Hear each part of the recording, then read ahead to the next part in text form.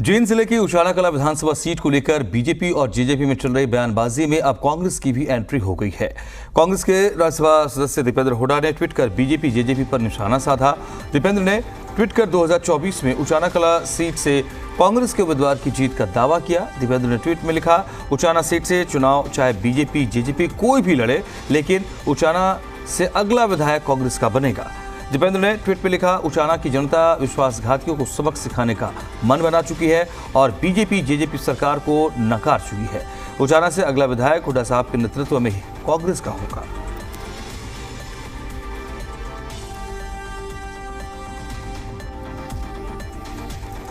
तो बड़ी खबर ये इस वक्त आप बता रहे हैं, लगातार बीजेपी जेजेपी को लेकर जहां बातें उचाना सीट को लेकर के चल रही हैं, इस बीच कांग्रेस की तरफ से नई प्रतिक्रिया सामने आई है।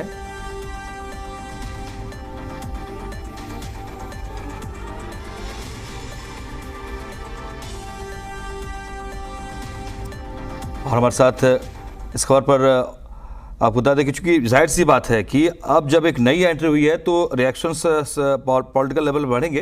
कांग्रेस से हमारे साथ वीर प्रकाश जी जुड़ रहे हैं, बहुत स्वागत है आपका।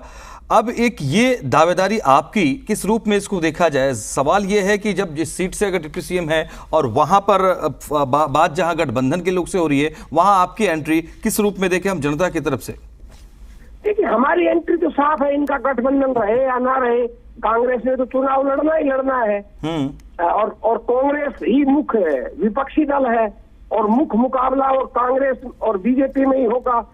इसलिए हमारा इनके गठबंधन के टूटने या ना टूटने से दुष्यंत चौटाला चुनाव लड़े या प्रेमलता लड़े या भाजपा का कोई और साथी लड़े, इससे हमारा कोई मतलब नहीं है। ये विवाद इनके खुद का है। अब जिस तरह जो प्रभारी विपल देव जी जो भाजपा के प्रभारी हैं, जो प्रभारी की बात ही अंतिम होती है मुख्यमंत्री की या प्रभारी की, वो खुद जाकर के कहे हैं कि प्रेमलता हमारी उम्मीदवार होगी। अब ये तो दुष्यंत चौटाला को सोचना चाहिए कि वो ऐसा क्यों कह रहे हैं। और आज उससे एक कदम आगे जाकर फरीदाबाद में विपल देव जी ने एक बात और कह दी। विपल देव जी ने कहा कि भाई जजपा ने हमारा जो समर्थन किया है तो हम पर एहसान नहीं किया, तो फ्री में समर्थन नहीं किया, समर्थन किया है तो मंत्री बनाया है हमने। तो इतनी तलख भाषा अगर प्रभारी बोलता है कि फ्री में समर्थन नहीं किया, इसके दूसरे अर्थ भी निकलते हैं कि हो सकता है कि पर्दे के पीछे जजपा को मोटा मार दिया होगा।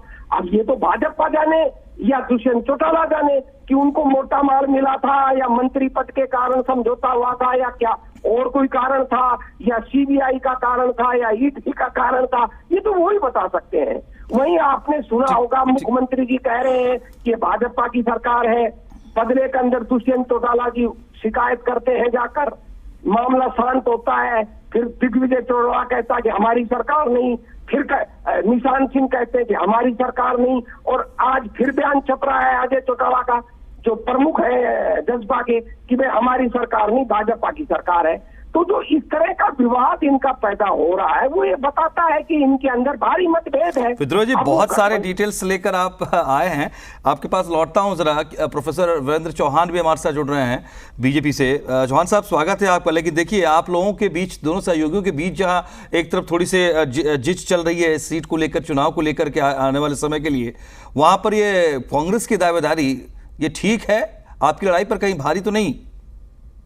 देखिए, महत्वपूर्ण बात ये है कि जो वेद प्रकाश विद्रोही जी या उनके नेता दीपेंद्र सिंह हुड्डा भारतीय जनता पार्टी और जजपा के बीच में जो संवाद हुआ पिछले 2 दिन में, उसे देखकर जिनके मन में लड्डू फूट रहे हैं और जो उचाना की सीट जीतने की बात कर रहे हैं या हमको या उनको हराने की बात कर रहे हैं, इसलिए कि हमारे आपस में कलह हो रहा है, अच्छा होता और अच्छा हो कि वे पहले कांग्रेस के भीतर झांक लें।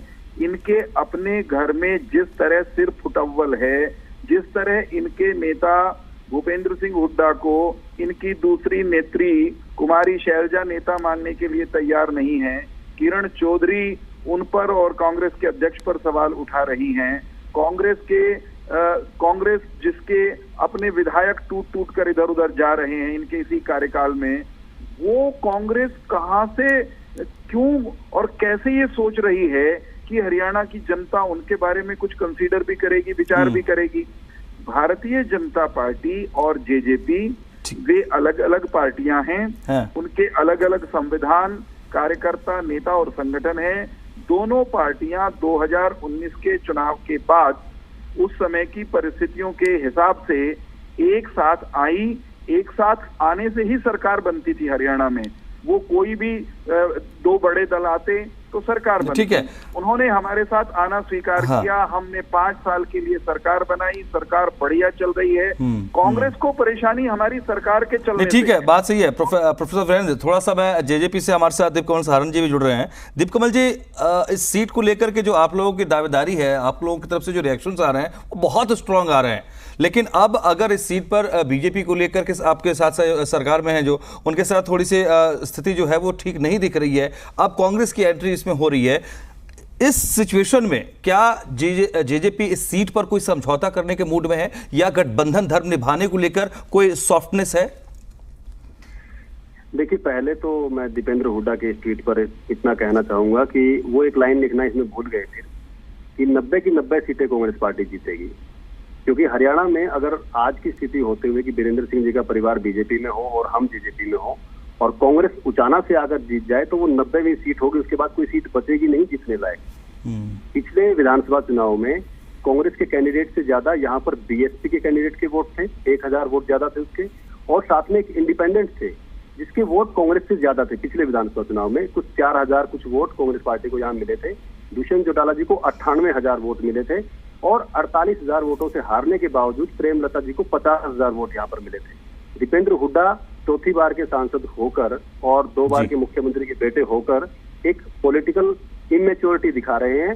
किसी सस्ते में, किसी जोश में आकर ऐसा ट्वीट करते वक्त उनको अपना कद थोड़ा सा ध्यान रखना चाहिए कि उनकी पार्टी के लोग भी हंस रहे होंगे ये ट्वीट देखकर। और उस उचाना विधायक हुड्डा जी के नेतृत्व में, इन्होंने वर्ड लिखा है, हुड्डा जी के नेतृत्व में उचाना में बनाना चाहते हैं, जहां के बारे में परसों ही बिप्लब देव जी ने ये कहा है कि जिन लोगों ने 2013-14 में वीरेंद्र सिंह जी की आंखों में आंसू लाए थे, वो संदर्भ याद दिलाया है जब वीरेंद्र सिंह केंद्र में मंत्री बनने जा रहे थे। पहले दिन उनके नाम की घोषणा हो गई थी और अगले दिन वो सूट तैयार करके सुबह शपथ लेने जा रहे थे। तब कौन ब्रेकफास्ट पे जाकर मनमोहन सिंह जी के यहाँ पर और मना करके आया था हाथ जोड़ के कि इनको मंत्री मत बनाना। साफ साफ उन्होंने कहा कि ये पिता पुत्र भूपेंद्र सिंह हुड्डा और दीपेंद्र हुड्डा का किया हुआ काम था जिससे वीरेंद्र सिंह जी की आंखों में आंसू आए थे। हम वहां पर दावेदारी के साथ आज 48,000 वोटों से जीतकर काम कर रहे हैं। वीरेंद्र सिंह जी ने 50 साल की राजनीति की है वहां पर, लेकिन भूपेंद्र हुड्डा या उनके बेटे एक वहां पर एक दिन कदम रख के एक सभा करके दिखा दे। हम लड़ते रहे साथ में, कोई बात नहीं, लेकिन उचाना, जींद, कैथल, हिसार, सिरसा, फतेहाबाद, अंबाला। ठीक है दीप कमल जी, आपके स्टेटमेंट में भी एक मतलब गट शोइंग का है या जिद का है वो नजर तो आ रही है। इस पर बहुत बात और करने की जरूरत लगती है मुझे कि अभी इतनी छोटी बातचीत में नहीं ये संभव है स्थिति को समझ पाना। लेकिन आप सब हमारे साथ जुड़े, आप तीनों का बहुत बहुत शुक्रिया। प्रोफेसर वीरेंद्र चौहान, विद्रोही जी और दीप कमल जी, बहुत शुक्रिया आपका।